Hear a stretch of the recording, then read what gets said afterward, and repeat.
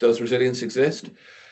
Resilience exists with a pretty much a single mission, which is to address the future skills shortage in the medicines manufacturing sector. Why are we seeing this, and why do we need an intervention like this? Well, we've got a combination of three key areas. The first one, we've got our peer sector evolution. So we are looking at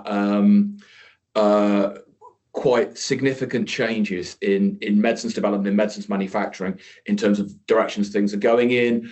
On the one hand, we've got ever-changing types of therapeutics, ever-changing types of treatments. So incorporating more novel and complicated therapeutics like cell and gene therapies, RNA vaccines, and biologics in novel formats.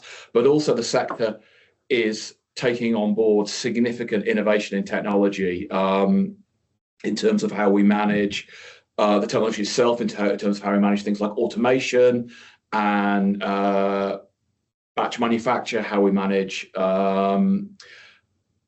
the associated technologies that come around that. So this is obviously going to bring in things like AI and data, challenges around that kind of space.